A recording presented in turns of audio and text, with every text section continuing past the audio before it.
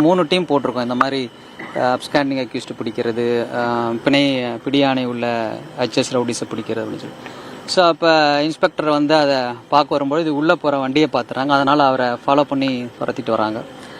வரும் பட்சத்தில் இந்த இடத்துல வந்து அவன் வண்டியை நிறுத்திட்டு அவனை அரெஸ்ட் ஆக அவங்க சொல்லும் பொழுது இவன் வந்து அந்த காவலர் 2 பேர் போகிறதவங்கள அவங்க கையில் இந்த அருவாள் இப்போ பார்த்தீங்க அது வழியாக 2 பேரை வந்து தாக்கிடுறான். இப்போ அது வந்து தாக்கினோடனே இவர் இன்ஸ்பெக்டர் வந்து வார்ன் பண்ணுறாரு, வந்து அரெஸ்ட் ஆகி ஆகுங்கன்னு சொல்லிட்டு. அதுக்கு வந்து அவன் கையில் பின்னாடி வந்து ஒரு நாட்டு துப்பாக்கி வச்சுருக்கான், கண்ட்ரி மேடு பிஸ்டல் மாதிரி. அதை எடுத்து இன்ஸ்பெக்டரை பார்த்து ஃபயர் பண்ணும் பொழுது அவர் வந்து இந்த காருக்கு பின்னாடி போய் மறைகிறார். அதனால் அந்த கார்லேயே அடிபட்டுருது அந்த புல்லட்டு.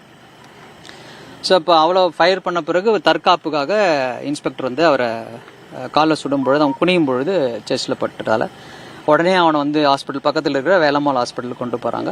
வேலம்மாள் ஹாஸ்பிட்டலுக்கு கொண்டு போயிட்டு அங்கே ப்ராட் டெட்னு சொல்கிறாங்க. அப்புறம் திருப்பி ஜிஹெச்சில் இன்னும் பண்ணியிருக்கோம். Investigation is going on.